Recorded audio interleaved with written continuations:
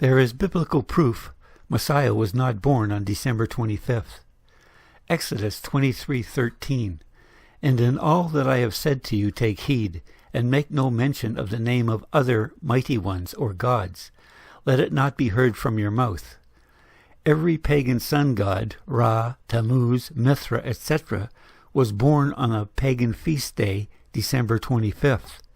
Without doubt, the Bible records Yeshua, the Messiah, was born in the autumn. We are commanded not to bow down to other man-made gods and say we are worshiping the Almighty. This is what we do when we celebrate Christianity's sanctified pagan feasts of Christmas and Easter. It is an abomination and insult to Jehovah. 2 Kings 17:37. And guard and do forever the laws and right rulings in the Torah and the command which he wrote for you, and do not revere other mighty ones. We are not even to speak the name of other mighty ones, such as the pagan sun goddess Easter. Revelation 12:1. And a great sign was seen in the Shamayim, or heaven, a woman clad with the sun, with the moon under her feet, and on her head a crown of 12 stars. This was the first of 7 conjunctions of celestial bodies that created the bright light of his star. The conjunctions took place between August 1st, 3 BCE, and October 13, 2 BCE. The second conjunction occurred on the Day of Trumpets, heralding the upcoming birth of the king. Jupiter came into conjunction with Regulus between the feet of the constellation Leo, the Lion of Judah. It is possible to ascertain these dates from the book A Voice Crying in the Heavens by R.S. Wadsworth. Luke 2:4-5. And Joseph also went up from Galilee out of the city of Nazareth to Judea, the city of David, which is called Bethlehem, because he was of the house and lineage of David, to be registered with Miriam, who was engaged to him, being pregnant. Because they both were of the lineage of David, Messiah's mother Miriam and stepfather Joseph came to Bethlehem, the ancestral home of King David, to register for the Roman census. They obeyed the Torah commandments and attended the feasts to Yehovah, which took place 4.5 miles away in the temple in Jerusalem. Yeshua was born the first day of the 7-day feast of Sukkot, which occurred September 26, 3 BCE. How do we know this? The Gospel of Matthew and Luke, written in original Hebrew, record Yeshua was born in a sukkah, which is a tent or tabernacle. Luke 1:31. Jehovah's messenger Gabriel speaking to Miriam. And see, you shall conceive in your womb and give birth to a son, and call his name Yeshua. The Hebrew copies of Luke and other Gospels reveal the name of Messiah is not Jesus. It is Yeshua, which means Jehovah's salvation. There was no J in any language until the 15th century, and therefore no one was born in Israel named Jesus. All Hebrew males above the age of 13 are required to live in sukkahs, which are temporary shelters or tabernacles, for 7 days during this feast to Jehovah the Creator, which takes place in the autumn. That would include Yeshua's stepfather Joseph. From Moshe's time to King David's time, Jehovah was worshipped in a tent or tabernacle. John 1:14. And the Word was made flesh, and pitched his tent, tabernacle or sukkah, among us. It was the responsibility of the parents of Hebrew kings to guide their offspring to live straight in the Torah. It was both symbolic and useful to wrap the newborn kings of Israel in swaddling cloth to keep their limbs straight. These cloths came from garments of priests or Kohanim, and in this case were provided by Zechariah, the father of Yochanan. Yochanan is known by Gentiles as John the Baptist. Luke 2:7, and she gave birth to her firstborn Ben, or son, and wrapped him up, and laid him in a sukkah, because there was no room for them in a lodging place. Now I ask you, Would Yeshua's father Yehovah allow his infant son to be placed in an animal feeding trough?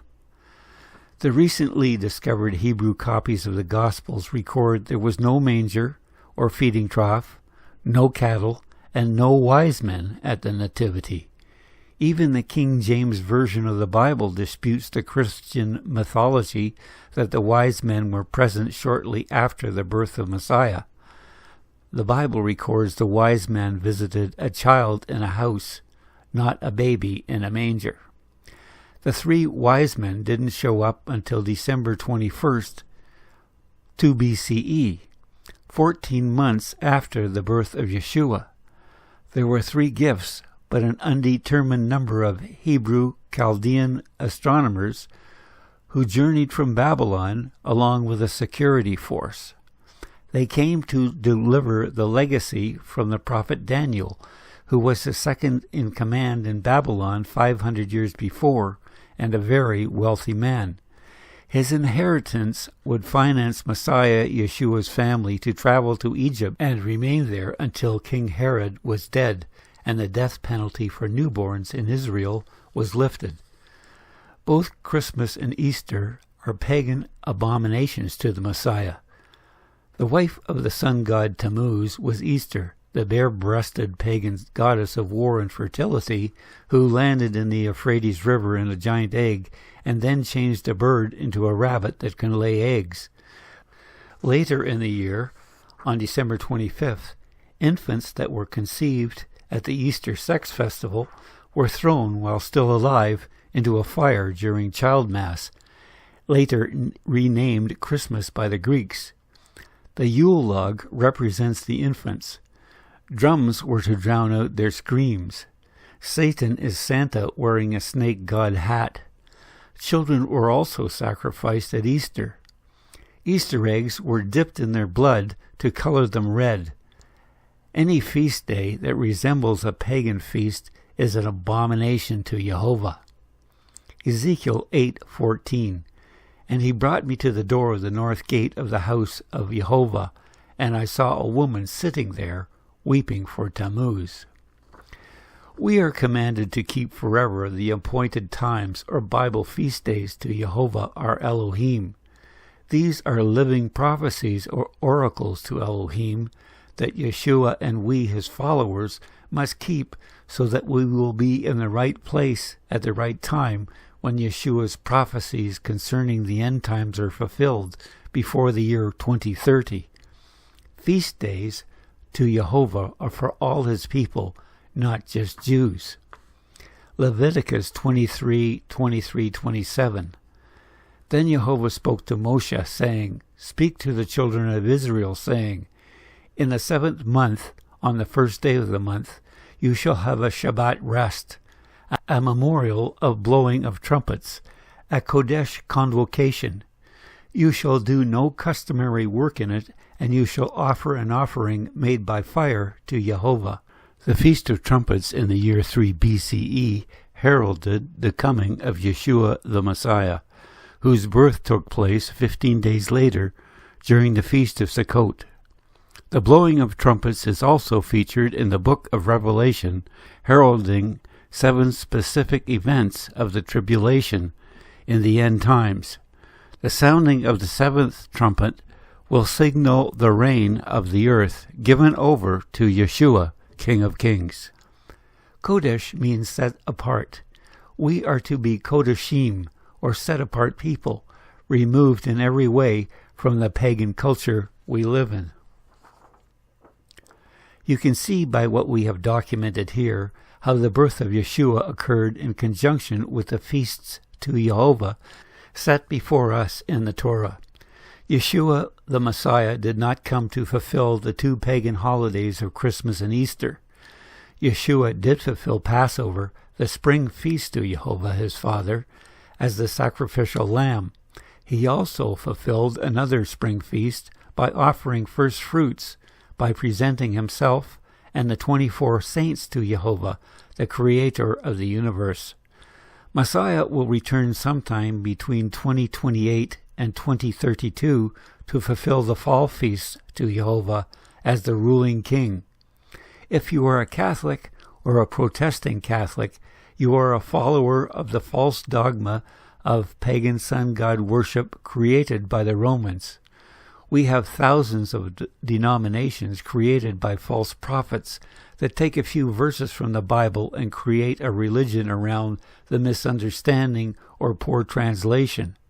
The Bible must be understood in its entirety, in the context of all the words written in each book, and in the understanding of the Hebrew culture created by Jehovah, which the Bible was written in. To gain a complete knowledge of the Bible, and to be outfitted for the tribulation to come, be sure to view all our YouTube videos. Subscribe to our channel, or at least give us a like.